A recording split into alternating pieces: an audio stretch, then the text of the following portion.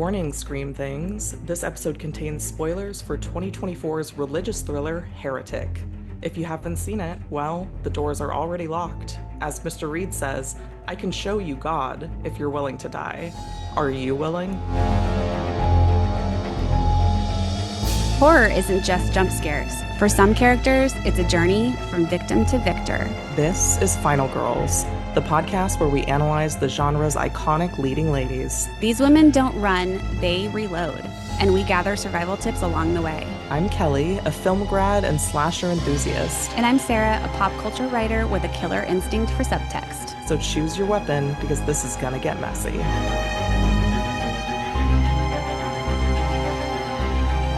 Hello, Scream Things. How is everyone doing? Happy Wednesday. It is so freaking good to be back.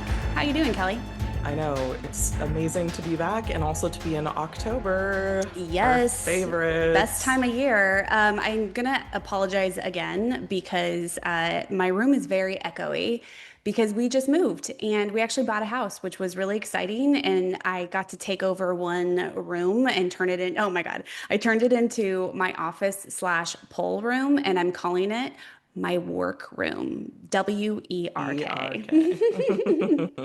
So I only have my desk and my altar and my pole. So I have nothing in the way of furniture or anything like that. So it's a little echoey. So I apologize. I am getting new flooring, so that should hopefully help absorb some of that. But for the next few episodes, it might be a little echoey. So sorry, everyone. The irony is that your room is audibly loud and my room is visually loud. There's a lot going on in my office right now because I put up some Halloween stuff. I and so it's noticed that a little bit Five Nights at Freddy's one too. Love it. yeah, Spirit Halloween makes these amazing like door covers. They're like fabric, and so you just stretch them over the That's door and then they look awesome. amazing. Oh, So that is so rad. I love highly it. recommend. We're gonna do video, I mean, very soon. I Yeah, didn't put any makeup on today, for so sure. not happening today. But yeah, we're actually recording this out of order.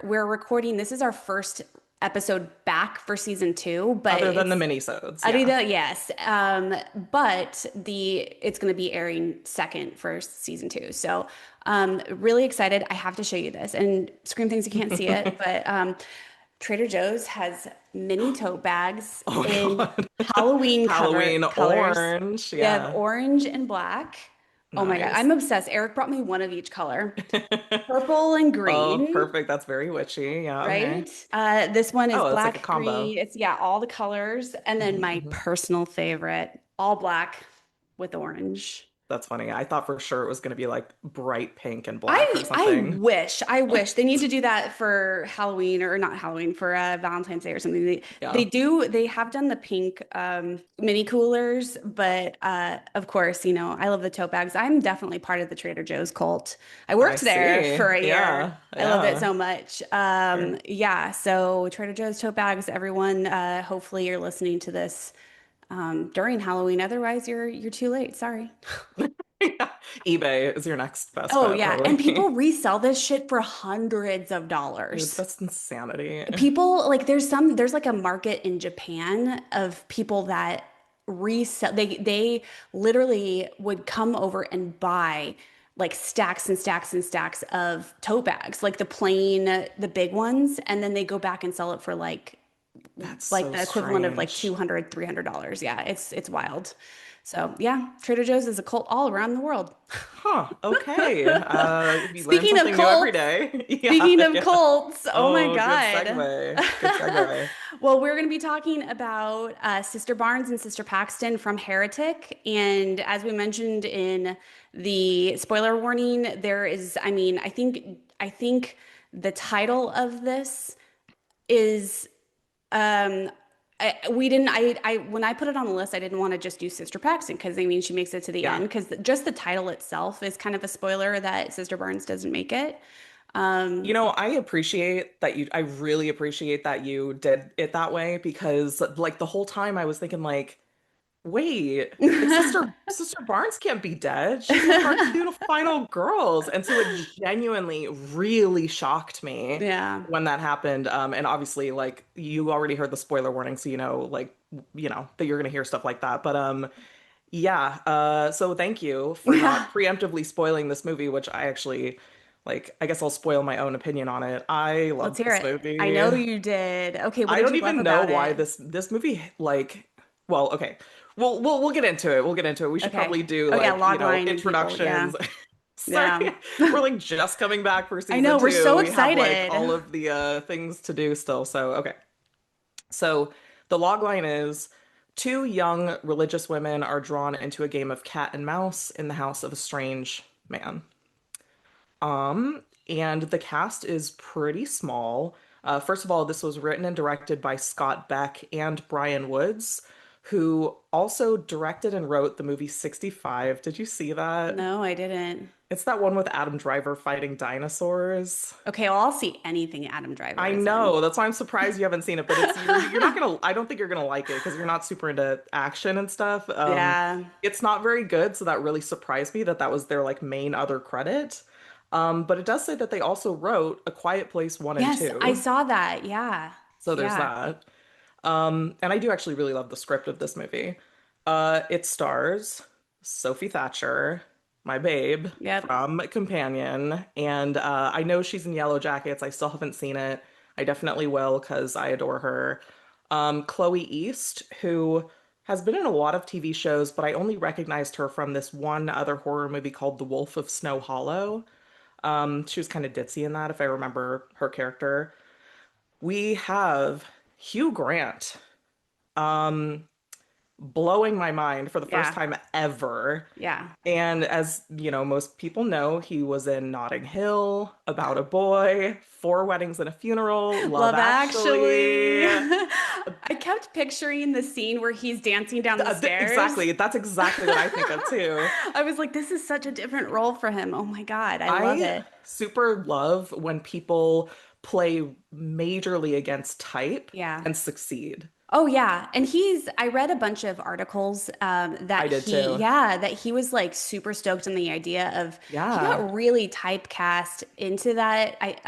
That like charming romantic Yeah. comedy And that lead wasn't kind of. even his favorite type. Like he just got really typecast, and so he was super stoked to do something like this. And I know he was in the D&D movie, and he got to be a Oh little, yeah, yeah, yeah. sure. But that He was said still pretty comedic. Yeah, and he said that he created a full biography for Dr. Reed or I Mr. love that. Reed, and he got really immersed in this character, and he thinks that people love to be bad guys because it is the recognition of our true nature, selfish, evil, cruel, and vicious, which Mhm. makes me think of Alan Rickman when before he died, he had an NPR he had an NPR interview where he said the same thing. They were like, "You play a lot of villains," and he said it's more fun because it like Oh, you have to sure. draw from the. I always said that too. I would love to be Oh my play a villain, God. but A you have to, hundred percent. yeah, you have to draw from this really primal place. And I definitely loved, you know, the thing about Mr. I keep calling him Dr. Reed. The thing about Mr. Reed is he still is very charming, and you Yeah. know, Hugh Grant's able to play that really well. And actually, so I actually just saw a brief clip of Willem Dafoe being asked kind of the same question. Like, you play a lot of villains, why do you play such a good, like, creepy villain? And he actually said, he was like, it's because in real life I'm super sweet. And so this is like a nice way to like kind of indulge, basically. And I respect that. But yeah, Hugh Grant, the charming element does work really, really well here. Like, I wouldn't say that this character is charming, but he kind of has like this Ned Flanders dopiness about him, including like the way he dresses, like his sweater and his His little shoes. sneakers and Yeah. everything. I'm like, okay. And yeah, he's kind of he talks in a very hokey kind of style. And anyway, so Hugh Grant, we're gonna talk more about him. Amazing in this movie. And then lastly, Topher Grace. This is so random. Topher Grace as their elder who like comes looking for them. He's literally in the movie for like 5 minutes. Yeah. It's super, super random, but it is funny because they make a Spider-Man reference at one Yeah. point in the Yeah. movie, That's and him? that's him. That doesn't even look like him. I know. I feel like they aged him up. Yeah, honestly shocked. That's wild. I know. Really, really strange. So everyone knows Topher Grace from like that 70s show and as I said, Spider-Man. I Um, thought that character was going to turn into it like the guy from Dangerous Animals where he like saves the girls and yeah, that just went absolutely he nowhere. did zero Yeah. things to Yeah. help them. Like, I appreciate that he went, like, he did inquire, and Hmm. was kind of suspicious, but then he comes back just to give, like, the Mormon The pamphlet. pamphlet. Yeah. Okay, so we should mention that's actually all I had to say about the cast and crew because there really isn't, it's a small, but I love that kind of, I've said this so many times, but I love that kind of contained movie where it's just like a couple characters playing against each other. This movie basically all takes place inside Mr. Reed's house. And I have a lot to say about the house too, because Yeah. that is some unique architecture. But yeah, this movie has a strong religious theme, which we will dive into. The two leads are Mormon missionaries who have like their first scene of the movie is them talking about like the legitimacy of Magnum condoms as a Hmm. brand, which is pretty funny. Um, Yeah, I mean, that scene really, I've talked about purity culture before, but that scene really drew me in the way that they're talking about sex and porn. Well, they're so hesitant to even say any, like they Yeah, won't say the word like dick or penis. She's like she yeah, literally goes like peen in kind of yeah, like a cringing kind of way, and then like Sister Paxton is like pornography. yeah, Like yeah. Well, you know, there's so much shame, especially as young yeah. women. Mhm. There's so much shame instilled in young women in religion, in a high control religion like Mormonism and Christianity. And, you know, I thought it was really interesting. I think it was Paxton, Sister Paxton says, you know, my sister says magnums are huge and how much uh, girls in these religions have to rely on like literally older sisters of just like word of mouth. They're told nothing. You're told sorry, Yeah, I but I, could I speak think we this I think we get forever. some hints of them being curious outside of Yes, their 100%. but I mean, but even like, so there's another really telling scene, related scene towards the beginning of the movie, where they are talking about porn. Hmm. And Sister Paxton is telling this anecdote about when she was watching a porn and like in the video they're like having sex and then they like someone yells through the wall like we can hear you and the woman says good and Sister Paxton says to Barnes, she's like, and you can see like her soul Yeah, leaving her body in yeah, that moment. She's like, you can just see like the death of her dignity, basically, and like her soul leaving. And she's like, that's divine proof. Like, she literally uses that as one of her like elements of like God is real. She literally says that during this anecdote, like God is real. hmm, And this woman lost her connection to God because she was like degrading herself in this porn video. yeah, It really is telling about like her mentality about like, the whole purity culture and everything. But it's also really interesting to see Barnes's reaction yeah, because and I watched this movie 3 times because I just like kept picking up on more and more yeah, things. And yeah, like in that moment, like Barnes is kind of like, well, do you watch a lot of like pornography? And then Paxton is like, no, no. But to me, like Barnes was asking because she kind of wanted to open up a little bit because we get hints later that she is most likely sexually active. yeah. And it seemed to me like she was maybe testing the waters a little bit with Paxton, like hearing that she had watched a porn. She was kind of like, thought maybe that was an open door to like start talking about it a little bit. But that gets shut down. Paxton's, She's also very, very intelligent, and there's something about I don't like to phrase it this way, but religions like to keep women in the dark yeah. about a lot, and they don't like them to be too smart. I think she's a lot more curious, Oh, yeah. and I Well, think she's the someone, skeptic. yeah, and someone with her level of intelligence, it's things aren't going to stick as much, which is just really confusing how she gets there to begin with. Like, how does someone so smart fall into a high Well, control religion so like that? So what she says, because like, okay, so they get to Mr. Reed's house because they're gonna try to like convert him basically. They're like trying to obtain a number of baptisms, like it's a high score. And so like Paxton is upset because Barnes is like way better at obtaining baptisms. And anyway, so they really want to like make sure that he like will turn to Mormonism. There's so Um, much pressure on kids for that. I know. It's But like, so insane. Like it's breaks my heart how much pressure churches put on kids to evangelize like that. well, and let me say just something real quick about like the kind of um sorry, I have a lot to say about this movie, so I might this episode might weigh heavily on like my side, sorry. It's okay. The Um next one will be, oh I'll yeah, have a lot to that's say true. about the next one. That's true. So one thing that I like about this movie, although I don't practice like that faith or really any faith right now, but like is that it doesn't demonize the girls like just because they're Mormons. Hmm. Like we even kind of were on their side in the sense that they seem like sweet, intelligent people who are like, caught up in the thing. And Indoctrinated, right, conditioned. right, exactly.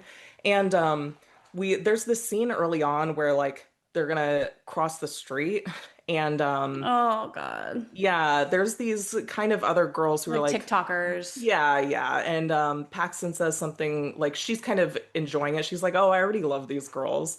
Well, then the girls come over and basically assault her by like yanking down her skirt to see if she's wearing the famous Mormon magic underwear. Um, so that sucks, but it immediately like kind of puts you in their corner, right? Because you're Oh like, yeah. Oh yeah. oh man, you're like, I don't agree with like your system, but I also don't want bad things like that to happen to you. It's Yeah. just kind of gross. But Yeah. Well, again, they're conditioned. Like how right. much in control, because there's a lot of talk of control, um, and how religion, the one true religion is control, and how Yeah. in control are they if they are 19-year-old women who have been sheltered their whole lives and Well, like they don't have control. totally. And so what I was going to say was that Paxton was born into it, like the Yeah. Mormon, like from like a kid, and then Barnes converted after the fact because she lost her dad to blueberry disease, JK. That's a joke in the movie, Lou Gehrig's disease. And then after that, she said her mom kind of like shopped around for religions to see what stuck.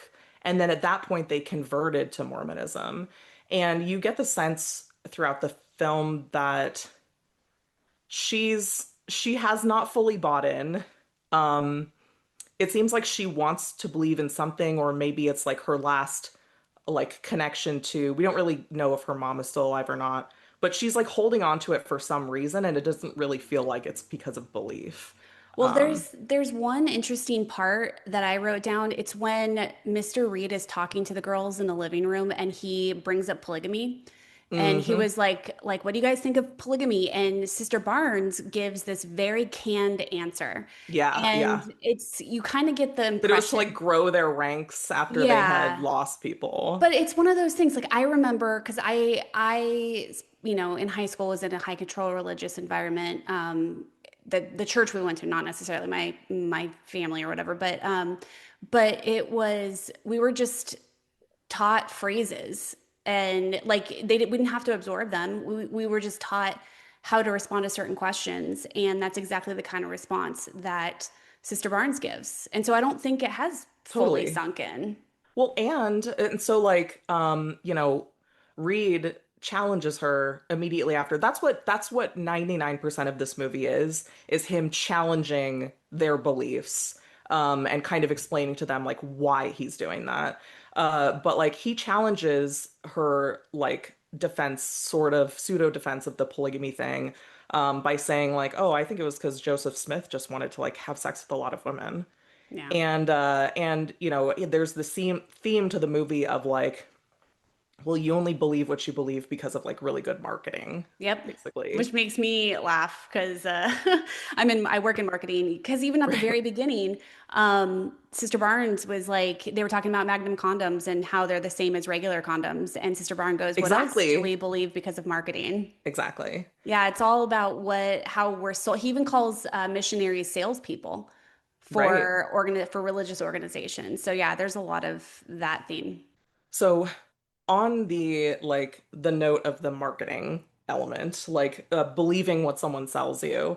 So there's a scene very early in the movie that reflects this perfectly, which is that the uh, women tell Mr. Reed that they can't come into the house unless Yeah. like another woman is present. They're like, "Do you have a roommate?" And he's like, "Oh, well, I have a soulmate." Like, so, is that okay? And they're like, "Oh, yeah, great. Well, like, she just needs to be in the room, though." And he's like, "Oh, yeah, well, she's just making a pie, and then she'll come and, sit in here." And so they're like sitting in the living room with him for a really, really long time. And it's so obvious that there's no one else in the house. Like it's Mhm. dead silent. He lit a blueberry candle to make it smell like the pie is being baked. But like essentially, this is like kind of his first test for them is like, okay, I told you that there is a wife, like that I have a wife, and that she's just in the other room. Did you believe it? Like, and if you did believe it, why? He's like, there's no real evidence. Like, he doesn't say any of this, but this is implied, like, in his later tests in the movie, is that, like, like, the existence of there being a wife is something that you would just have to take on faith because they're not seeing her and, like, they're not hearing her. So, like, how do they even know she's there? They only know because he said that she's there, Yeah. but, like, there's no proof. Yeah. So.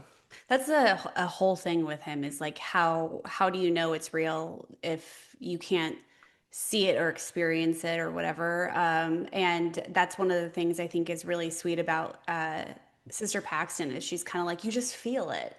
And I there's a lot to be said about the emotions and the actual like biological physiological thing that happens that feels like, and this is the cynic in me, that feels like the quote unquote Holy Spirit when really it's like chemicals fire and neurons firing in your brain, like during worship music. And like Oh, yes. it's designed that way. But she's so like sweetly naive. Which is, and I know we'll get into it, which is why her like shift to the sleuth kind of feels weird in the third act. But yeah, his whole shtick is just to kind of corner them and to get them to question everything and try wonder what to believe and what to trust. And that's a power move like it's which is which is what religion does, Right. especially to young women. It's all very meta. Well, and one of his other favorite like things to do is compare religion to like really trivial things. Like they have Board this games. whole, yeah, board games is a big one. He literally, it's like he's at a fucking TED Talk. Like he has Oh yeah. props, okay? Yeah, Like he's yeah. probably done this speech a thousand other times, because spoiler alert, he has other prisoners. Mm. But also the fast food discussion is really Hmm. funny.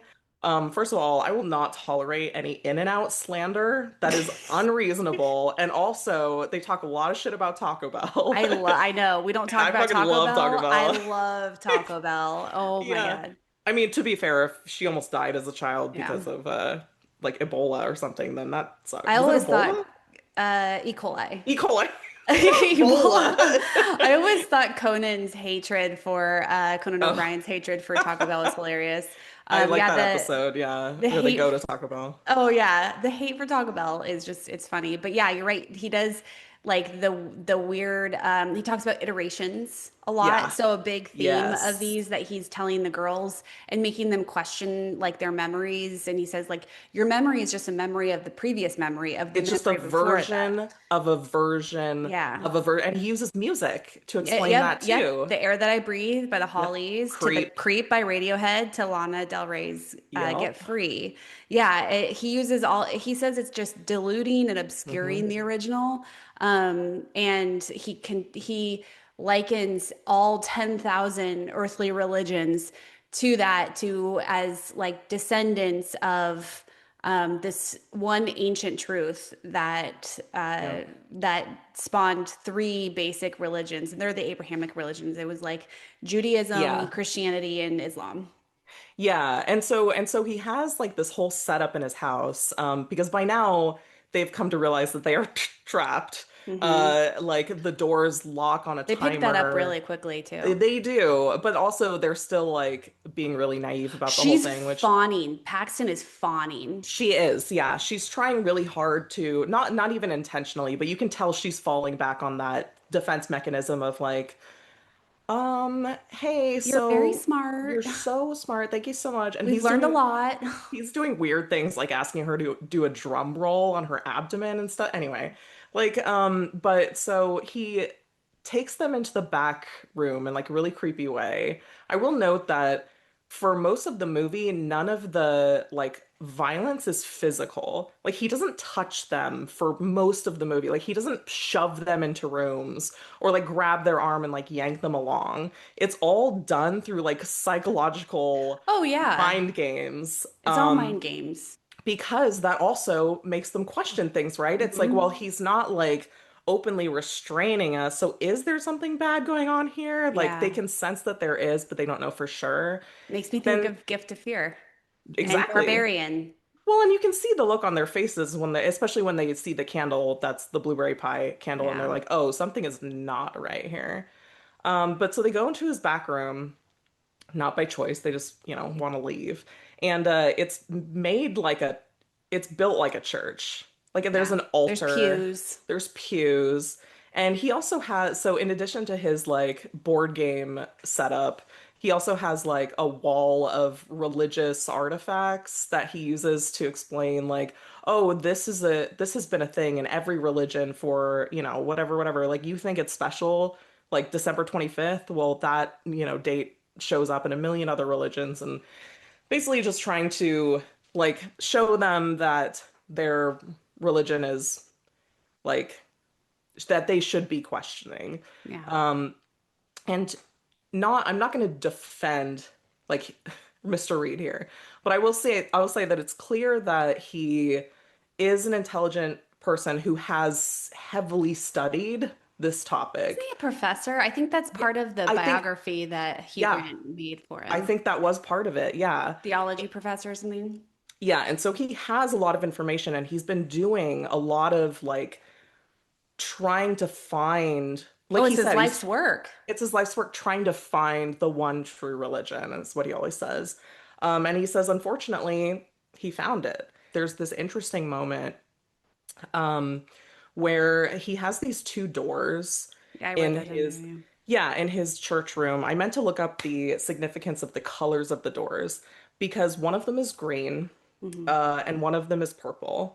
And so at this point, like he presents those doors as like belief, which is the green door, and disbelief, which is the purple door.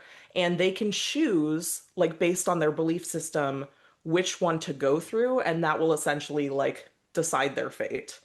And so they have to be really honest with themselves, and they also have to like try to figure out what his own mind game is here, because where are those doors really gonna fucking lead? I doubt they lead outside. Obviously Well, they don't. yeah, and Sister Barnes was like, "We're being studied." Yeah. Paxton is just like, "Oh, Paxton is still at this point. I don't know. I don't Hmm. know if she's like, she just keeps saying we want to meet your wife, blah blah blah." But Hmm. Sister Barnes, this whole time, she's like, "We're being studied. He wants to see what we do, because either way, he's not going to let us go." And so she has that really crystal clear moment where she just looks at Sister Paxton and she was like, So do you believe or not? Because he's just studying us. And she says, Yeah. I believe. And then, then they just walk through the belief door just because it doesn't matter either way. And so it reminds me of like I'm sorry I keep being so like um, cynical about religion, but What? No, this movie is extremely it cynical is. about like It it's is. It just okay. makes me think of because there's a lot of discussion about are you willing to like die for your religion? Are you Yeah. like, do you really truly believe? And it makes me think of this weird persecution fetish that is permeates in like at least the evangelical Christian Mm, megachurch scenario. yeah. And it makes me think of during Columbine, there was a girl, I can't remember her name, but apparently the myth was, and I say myth, was that the two shooters like come up and asked her if she Oh believed in yeah. God, and she said yes, and they shot her. And the whole thing was like she said yes. Turns out it wasn't actually true. None of it was No, true. it's just it's But yeah. there's this persecution fetish, and I felt like this, like the girls are so sweet, like they don't necessarily believe that, but I did feel a gut check there about this um, dying for your belief in God, and being kind of rebellious for believing in God. So We're kind of starting to get a sense also of the dichotomy between like Barnes and Paxton, where Barnes is like more unsure, like less of a like fawning believer, right? And then so even when they're having this whole discussion with them and with him, and then at one point they're kind of framed like against the doors, and Paxton is against the green door, which is belief, and Barnes is against the purple door, which is disbelief. But she like even Barnes questions this like binary decision. She kind of says belief is a spectrum. yeah. And so it doesn't necessarily like fit into like one door or the other door. And so in that sense, yes, they have a good reason to believe that neither door is going to get them out of the fucking Mhm. house. And then so at that point, like going through the belief door like maybe feels a little bit more comfortable to them, because if something bad is going to happen to them and they do maybe believe in God, then maybe going through the belief door will like get them right with God right before they die. Like I Mhm. don't know. I like how the girls flip into final girl mode, especially Sister Barnes. Like so like I said, Sister Barnes is highly intelligent. And she basically says, she tells Sister Paxton, like, okay, from this point on, if he says anything we don't agree with, we challenge Challenge him him. and we make him think. He cannot steamroll us, which is I love to hear a 19-year-old woman in religion say that. And she says, we might not be a physical threat, but we can be an intellectual one. Yeah. And I just Amazing. fucking love that. And I mean, she does so many things in that moment where she just switches into final girl mode, where she spots she clocks the letter opener, Yup. which comes in handy at the end when Yup. and she tells Sister Paxton, stab him in the neck when you hear magic underwear, Yep. just as hard and fast as you can.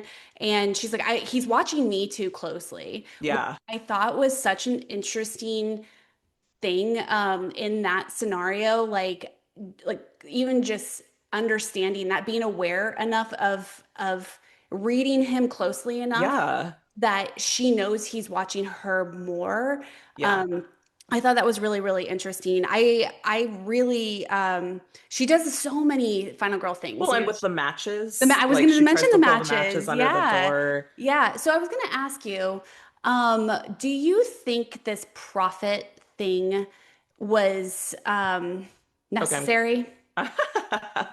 Okay, that's a really good question.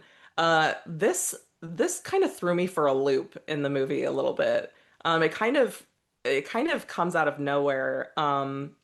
Not conceptually, because obviously like prophet and religion and everything, but yeah, I'm glad you got there, because that was like the next thing I was going to bring up, which is like that there's this woman who is really decrepit looking and very sickly looking, and she kind of like stumbles into the room and then eats blueberry pie that I guess was poisoned, and she knows that, but she eats it anyway, and then she like dies. And this whole thing is really weird because like Mr. Reed is like, you're gonna see a miracle. She chose to die, and because of that, like she'll be resurrected or something. And do I think that this whole thing is necessary for the movie? No, not really. Yeah. It kind of just it escalates the movie in a way that I feel like the movie doesn't necessarily It need didn't need it. because yeah, because I already was so drawn in Yeah. to that tension and it felt like the first half of I Barbarian, was literally about to say that. I was right? about to say that it didn't necessarily need that Where stupid you're just like moment. watching and you're Uh-huh. just sitting in that tension with the characters. You can feel like everything that's going And you're wrong. like, this is where I would nope out. Oh, now I Yeah. would nope out again. Oh, now I would Yeah. nope out. Like it's yeah, I'm with you on that. It reminded me so much of Barbarian and like the way that Hugh Grant, Mr. I know Reed it's hard not to. tried to disarm them by, he would say, "Hey, can I ask you guys a really personal question? But only if you're comfortable." Like he would do those kinds of And they're like, things. we're not going to know if we're comfortable until Yeah. you ask it. Yeah, Like, so it's very this doesn't have to do with the woman downstairs. This is just kind of yeah, yeah. continuing on Mr. Reed's just the way he plays these mind control games and Barnes clocks it. I mean, they both kind of clock it, but Sister Barnes knows all the whole time. She's like, I've been asking myself how he's going to make Make killing us our our idea, idea. which I Um, loved. Oh, that's such a sassy line. I was like, well, yeah, and like I've said so many times in this episode about religion, is that's exactly what happens. You believe you chose it. Like you're put in these situations where you believe you're making the decision. Without yeah, getting like too far into it, it makes me think when I got married at 22.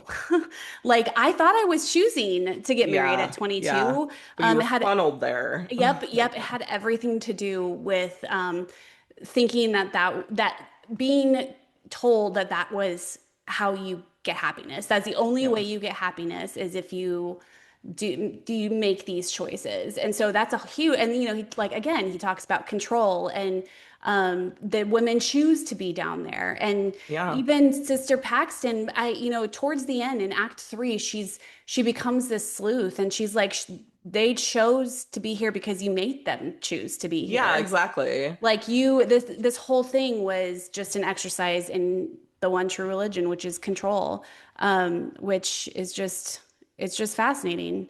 It was one thing I thought.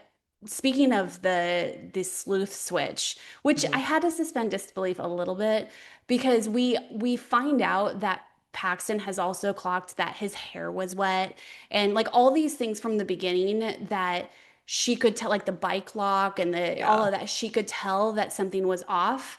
And again, women are conditioned Hmm. to, even though your gut is telling you something is off, aka like the gift of fear, everything we learned in the book, The Gift of Fear, which scream things I will link in the show notes because you absolutely should read it.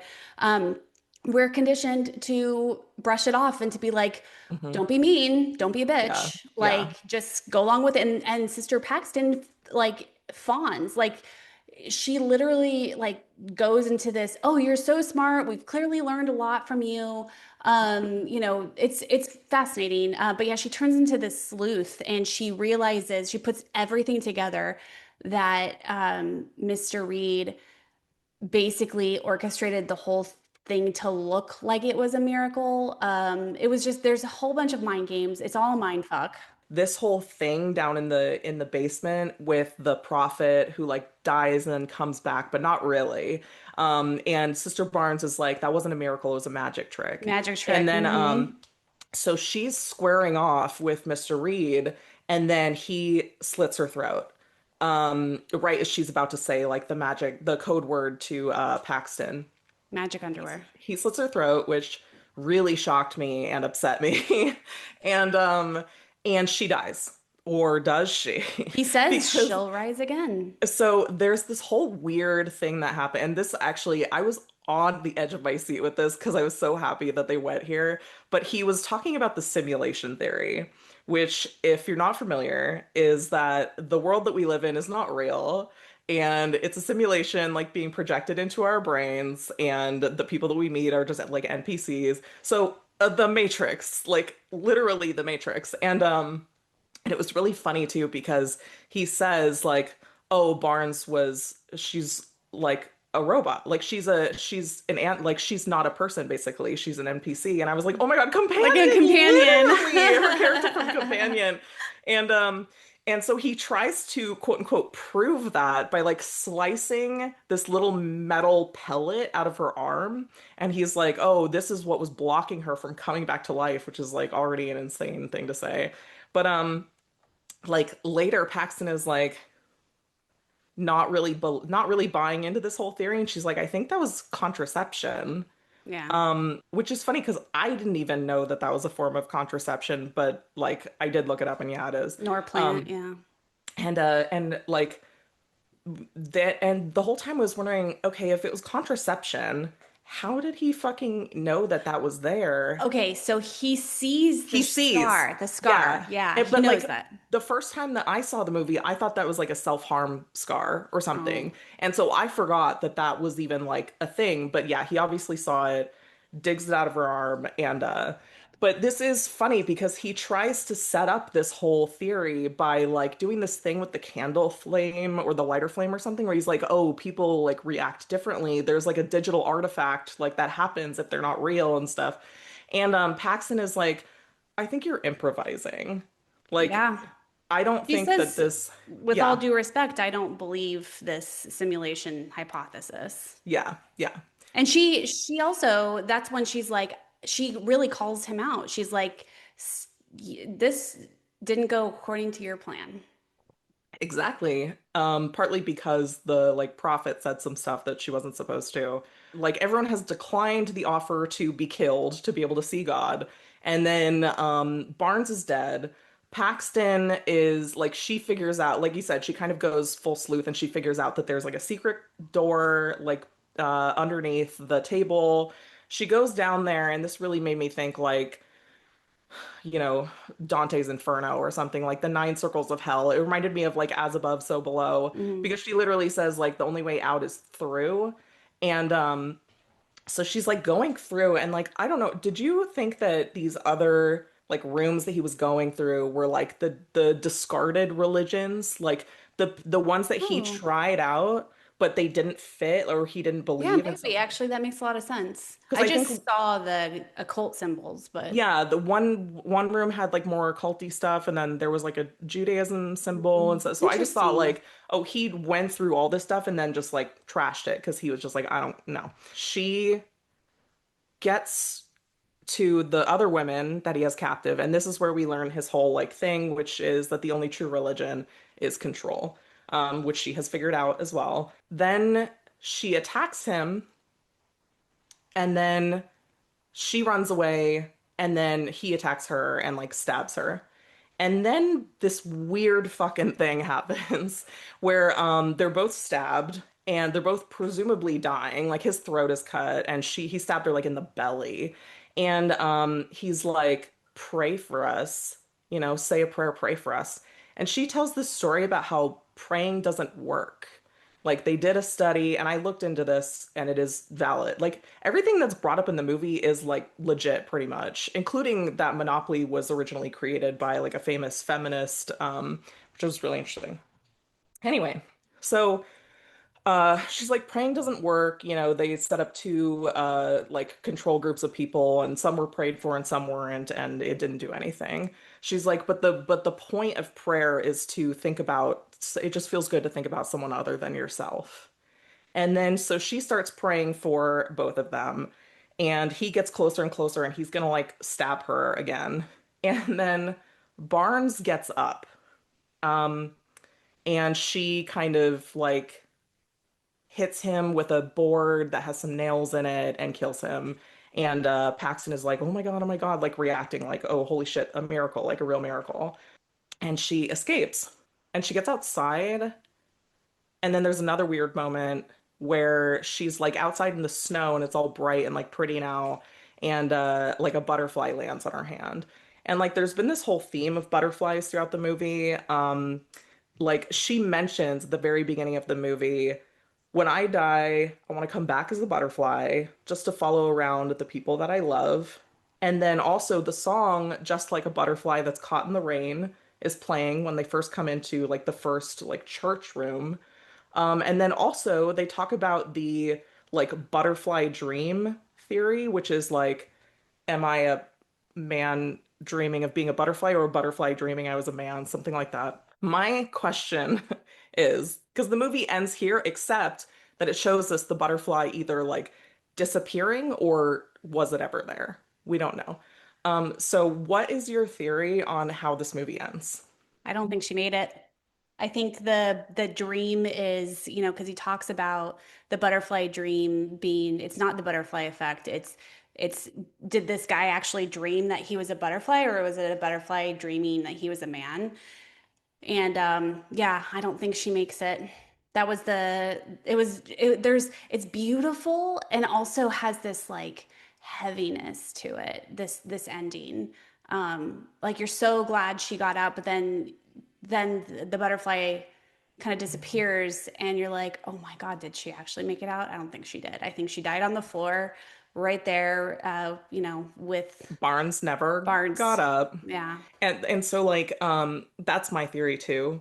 yeah. And partly because it's foreshadowed earlier in the movie when Barnes is like, I died when I was a kid Hmm. and I saw the same thing as your prophet, just like white clouds and like whatever. And she's like, that's not heaven, that's just your brain like misfiring as it's losing Hallucinating. Yeah. oxygen and stuff. And so, and then especially because like when she comes outside, it's like really bright and beautiful. But also, yeah, she was stabbed in the gut. And also, yeah, why did Barnes get back up?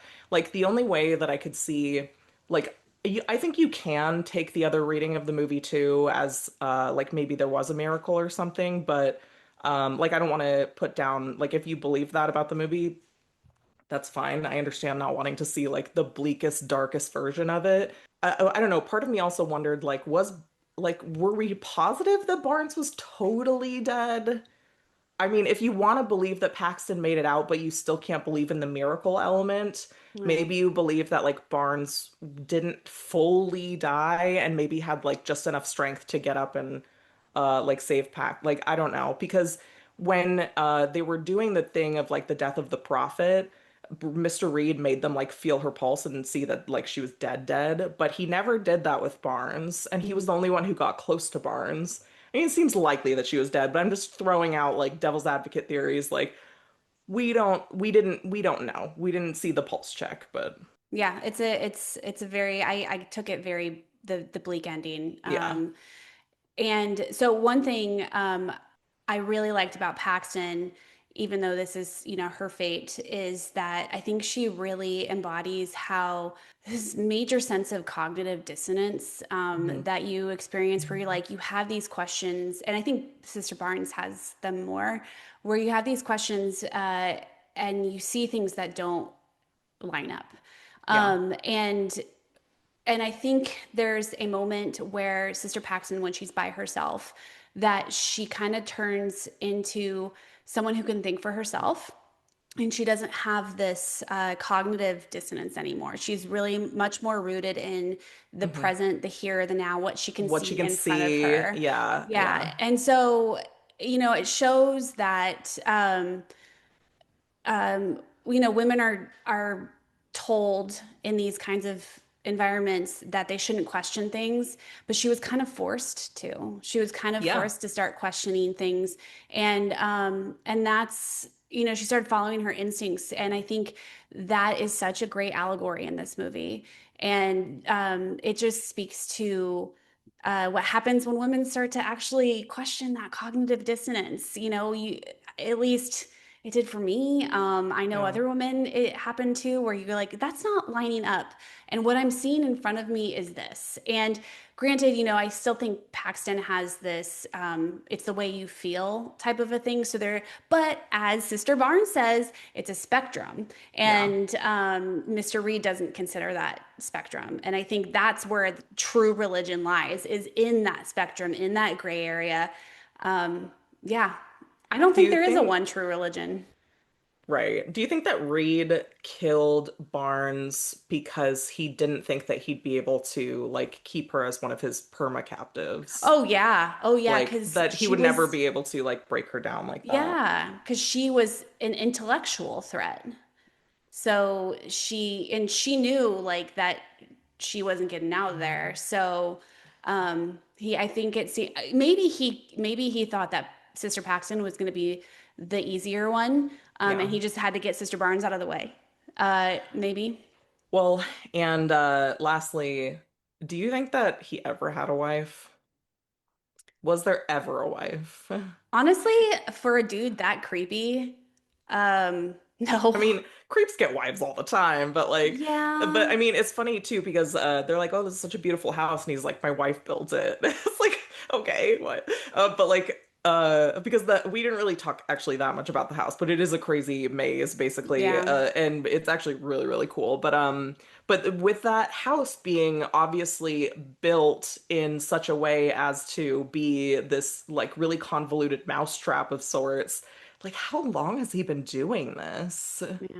Because that took planning, Yeah. like, and money. And anyway, Yeah. this Yeah. is the like I was kind of going down that rabbit hole of like, what do we know about Mr. Reed? I Like, really wish who is he this I guy? know, and I wish we there'd be some way we could read Hugh Grant's I biography want of him. And to. apparently Hugh Grant worked with the filmmakers to be like, "Hey, is this about on spot on for what you're envisioning?" So it wasn't like he just went rogue. Yeah, They all came yeah. up with it together. I would love for him to publish that. Oh my Dude, God. I want to read that Hugh so Grant, if you bad. need a ghostwriter, please hit me up. Honestly. Um, yeah, and I did want to say that I did see in the trivia that this movie was in production for 10 years, and it's because they did do a lot of research on the Yeah. theological elements of it, which Yeah. is also really cool because like I said, you can watch this movie and not just feel like you're being fed a bunch of bullshit. You can actually think things through and go off and do some research for yourself and maybe like examine your own thoughts on things. And Yeah. I love movies that get in your head like that. Like I wanted to just think about all the Hmm. things. So Some real Da Vinci Code shit. seriously, I love this I wish shit. it had touched a little bit more on the occult aspect of it. I would have loved to see that part. That would have But been interesting, even yeah. if just a little teeny tiny mention of it or Hmm. something, because there is a lot of crossover in occult and early Christianity and early Judaism. So would be interesting. So what this is probably a good segue into, is it a good segue? I don't know. It's a Words. great segue. It's Friday. It's 6 It's p.m. Friday. almost. Yeah. So let's rate them. What would you give Sister Barnes and Sister Paxton on our Blood Spatter Badassery? Should we reintroduce it? Because the beginning of season two. Probably a good So idea. we have one. So our Blood Spatter Badassery rating is how covered in blood are our final girls by the end of the movie, which doesn't necessarily like show or demonstrate how badass they are, but it just tells you what kind of movie this is. So we have one bucket of blood is barely baptized, two is blood brushed, three is hemoglobin heroine, and four is absolute carnage queen. What would you give Sister Barnes and Paxton? I mean, I kind of rated them as a duo Same. because like yeah, Barnes isn't really a final girl here. I wish she I was, know. but yeah, but I don't want to like disinclude her either. So disinclude, It back works. up, It works. exclude. My I'm telling you, brain words, is words. fried from not like podcasting for a while. Okay. So like as a duo, I gave them hemoglobin Same. heroin. Yeah, Same. okay. I mean, there is Absolutely. like it's not a bloody movie, but like okay, Barnes gets her throat cut and like Paxton gets stabbed and she stabs Mr. Reed and like yeah, I think together they're a three. I also just wanted to mention real quick that both actresses were raised Mormon, apparently, and then left. So Interesting. That is, so it's very authentic. yeah. It's funny. I read a thing on someone summarized this movie on Reddit that if you loved to be trapped in a room alone with a British dude forcing you to listen to him while he mansplains his motivations for atheism for hours, you will love this movie. Well, ironically, I read an interview with Sophie Thatcher where she just said, I was super psyched to do this movie because I had a crush on Hugh Grant when I was a kid. So yeah, trap me in a room with him, basically. Yeah, Like, trap me in it's with Notting like Hill, Hugh Grant. Oh right. my Oh God. my gosh, it's so funny. 100%, 100%. I also liked the part where Sister Paxton says it's after the girls. She's like, people think we're weird. And Sister Barnes says, who cares what people think? You're awesome. I love Hmm. that. I love You that. didn't think they should have said like we're the weirdos or Oh man, missed opportunity. whatever? Okay, so what is your final girl takeaway, survival tip from Sister Barnes and Sister Paxton? Um, I just said like question things. Okay, I like that. Be skeptical, be analytical, find your own belief. Like it doesn't it I'm not like suggesting that you like be, tear down all like thoughts of religion or anything. I'm just saying like find Think what for fits yourself. you. Yeah, think for yourself. Find what suits you and don't let other people indoctrinate you into things that don't suit you, I guess. That's why I like witchcraft because every single person practices it differently and you Mm. practice it in the way that makes the most sense to you. Because ultimately the goal is to connect to others. And actually that kind of I didn't get to mention it, but when Sister Paxton is praying and he says, pray for me, and she starts praying and she's like, I think it's beautiful that we pray even though we know it doesn't work. And to Yeah. me, that phrase really said the true religion is connection. Mm. And it's connecting and loving and being in community with others. I mean, And she was willing to pray like over this guy mhm, who just murdered her friend, probably killed her as well, definitely kidnapped and killed other women. Like, mhm, is basically a monster, mhm, but she's still willing to yeah. pray for him. My takeaway I had too. If you smell blueberry pie, run the fucking other way. And then that's the silly one. And then the more thoughtful one, if you cannot be a physical threat, be an An intellectual intellectual one. one. Yeah. And you know what that means when you get there. Like we've said so many times, we can't all be built like, Hmm. Aaron from Your Next or Crystal from The Hunt or Ripley. We're not all built that way. Some of us are um, more of the puzzle solvers than the alien blasters. So if you can't be a physical threat, be an intellectual one and just question and push back and let them know that they cannot Hmm. steamroll you. Because, if you're kind of fucked either way, if you know that this it's you might as well pull everything in your arsenal. Well, So, but that's what I was gonna say too, is like, okay, even if you don't think you're a physical threat, if it's at the point where you have nothing to lose, mhm. like fight like a Oh, that's motherfucker, you what we know? said. Yeah, Like I everyone was has like, pain points. yeah, I know exactly. Like there was a couple points in this movie where I know it's not everyone's like, I know it's hard to say because I'm not in that scenario where I'm like terrified and like, whatever. But I wanted to be like, okay, just both of you just kick him in the Attack. nuts or Yeah, something, claw his shins, eyes out, like whatever. go Like for I the mean, throat, pick up like a candlestick and bash him like just yeah, step anyway. on his toes. There's so many things you can do that don't require excessive physical strength because the human body is vulnerable in Yeah. certain places, I should say. It's just interesting that they like relatively quickly come to the realization that, or at least Barnes does, like we're in danger of being murdered. Yeah. Which is like they've gone their whole lives in religious like situations, and then now they're put in this situation where they can immediately clock, we're probably gonna be Yeah. murdered, which Yep. is a crazy thing. Yeah. Also, I question, is blueberry pie really anyone's favorite pie? Because Paxton's like, oh, my favorite. And I'm like, Who says blueberry is Yeah, their favorite? that's a good question. I like blueberry muffins, but I'm not a fan of blueberry pie. I'm not, yeah, I mean, I will It's do too some much. pumpkin pie any fucking day, but like, anyway, Okay. Now I need to get yeah. some pumpkin pie. Ugh, I know. Sorry, it's that Oh, season, so it it's the pumpkin is. season. It is. Get Oh, some fucking pie. it's always pumpkin season. Yeah.